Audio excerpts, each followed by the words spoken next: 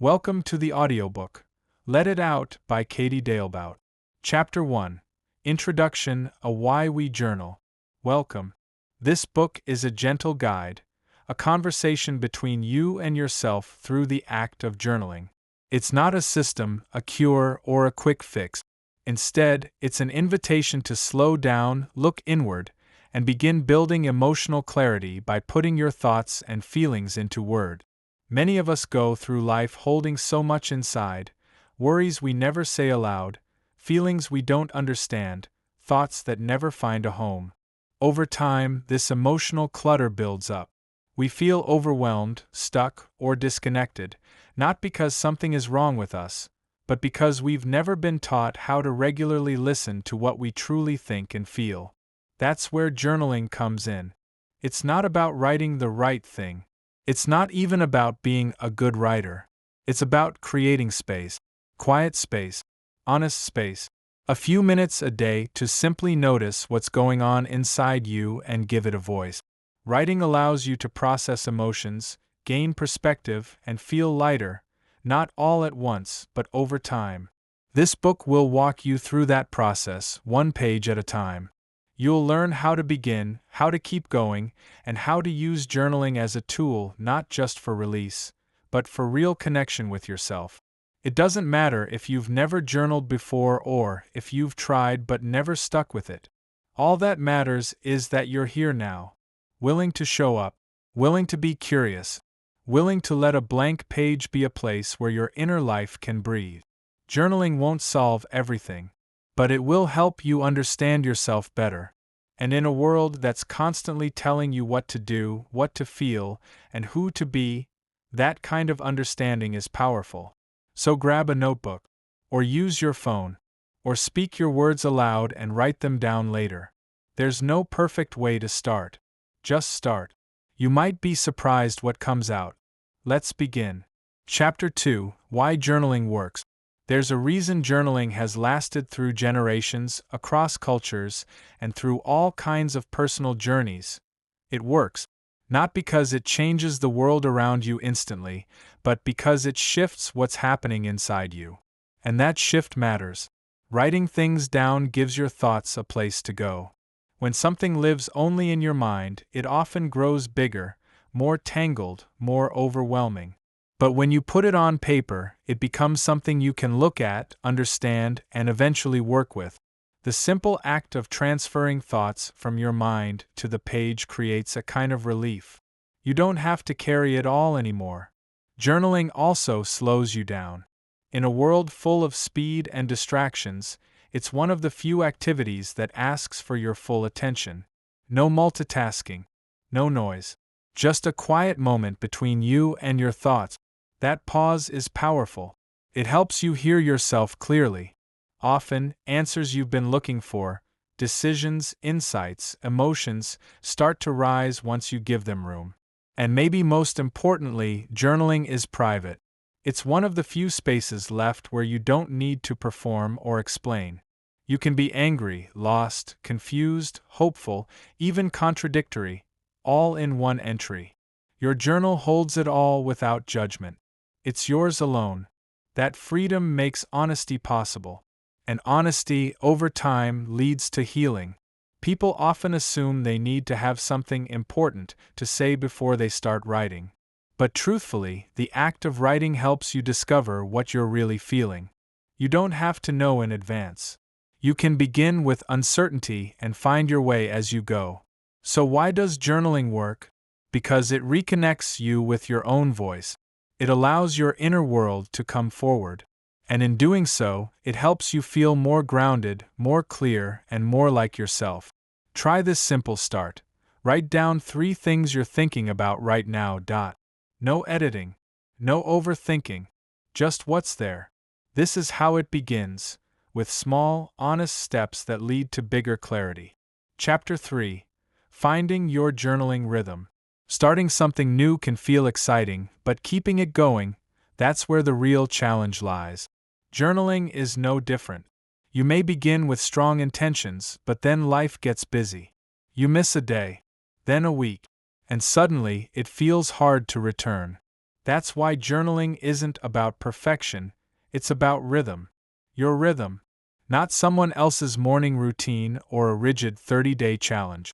Just a simple practice that fits your life. Maybe for you, it's 5 minutes with coffee in the morning. Maybe it's at night when things are quiet. Maybe it's only on weekends. The when doesn't matter nearly as much as the why. You're not doing this to check a box. You're doing this to reconnect with yourself, to make room for your feelings, to clear mental clutter. That's your anchor. There will be days when it flows easily and days when it doesn't. That's normal. On the hard days, write a few words anyway. Even one line helps keep the rhythm alive. Even a few minutes of honesty can shift your whole mood. The consistency is what matters, not the length, not the beauty of your writing. Over time, your journal becomes more than a place for thoughts. It becomes a trusted space. A place where you've met every version of yourself, tired, hopeful, afraid, peaceful. And that builds something deep, self-trust. You begin to know that whatever comes, you'll find a way through it, because you've done it before, one page at a time. Here's a gentle suggestion. Set a time in your day, just 5 to 10 minutes, to check in with yourself. Ask, what's on my mind right now? And write freely. Keep it simple. Keep it honest. Keep it yours. That's how rhythm becomes habit, and how habit becomes healing. Chapter 4. Giving yourself permission to feel. We spend so much of life trying to manage emotions, hide them, minimize them, push them aside. Often, it's not because we don't want to feel, but because we don't think we're allowed to. Somewhere along the way, many of us learned that feeling deeply is a weakness, that we should always be okay, that strong people stay in control. But the truth is, emotions are not problems to solve. They're signals to listen to. They're part of being fully human. Journaling is one of the few spaces where you can safely let your guard down and feel what you feel, without needing to explain or apologize. Some days you'll feel joy. Write it. Some days it will be frustration, sadness, or numbness. Write that too. There's no need to tidy it up for the page. This isn't about writing what's right. It's about writing what's real. When you begin to name your emotions honestly, even imperfectly, you start to release their weight.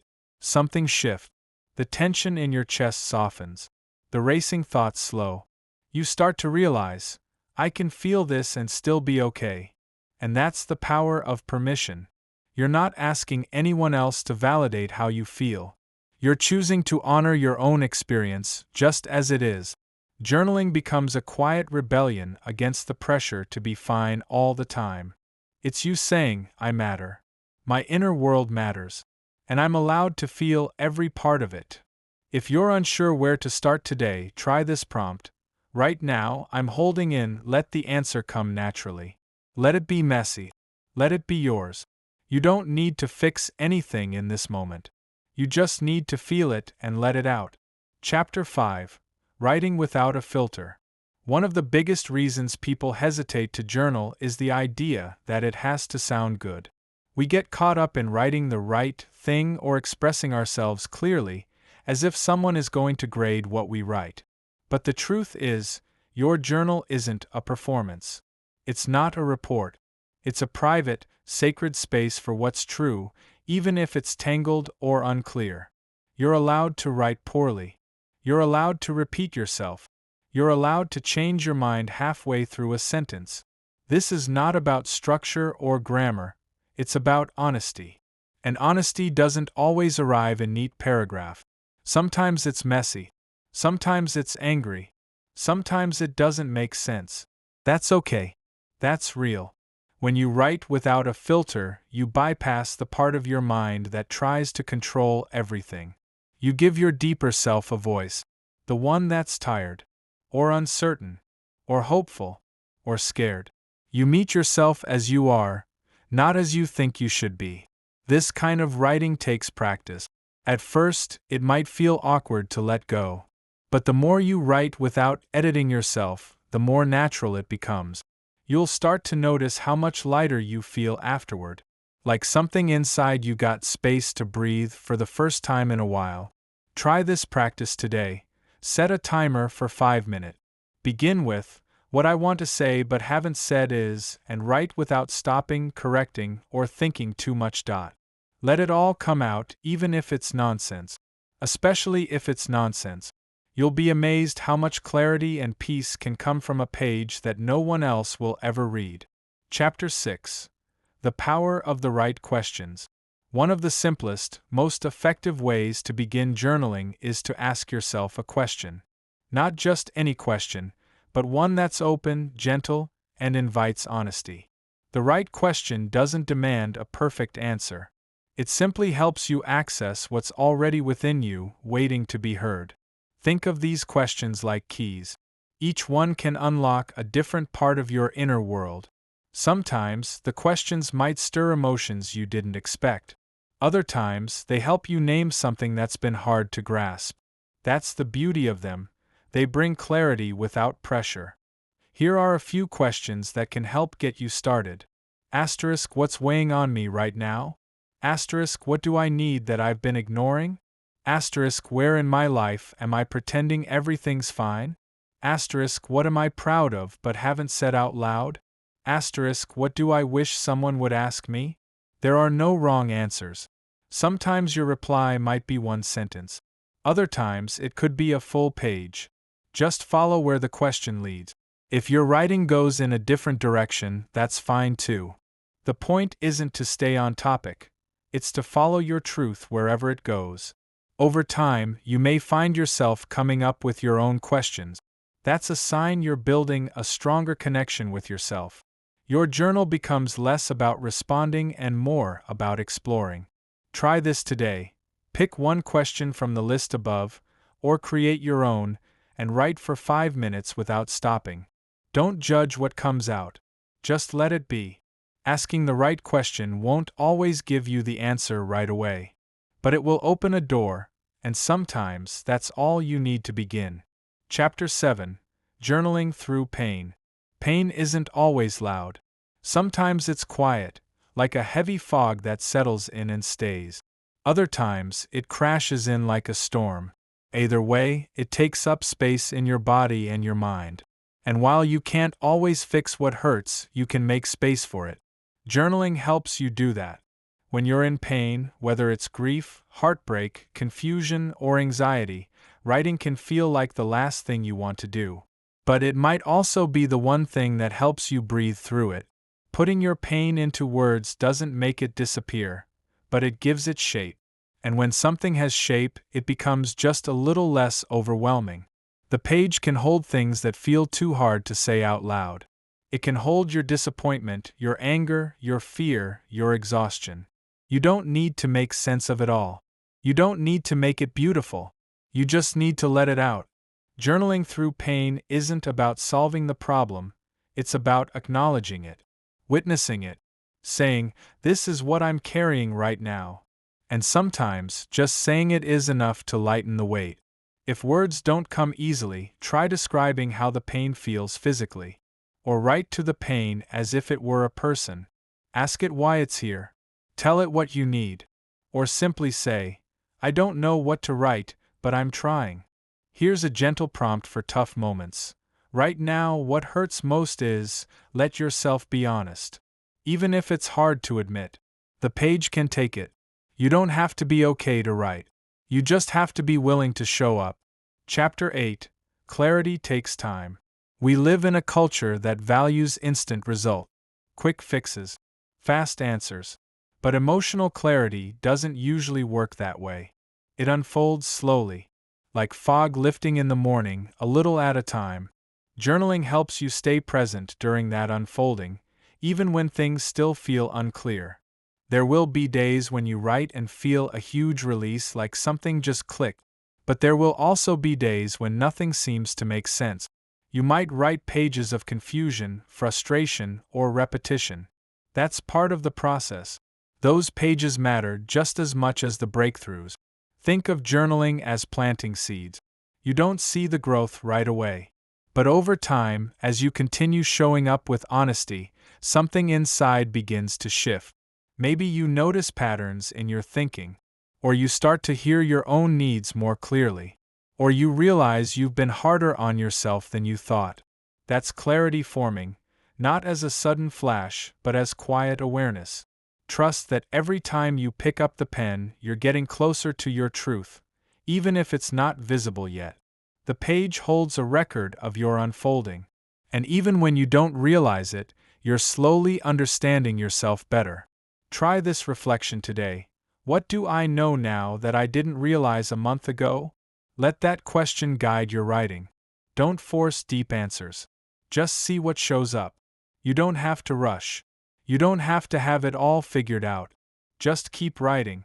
Clarity will come.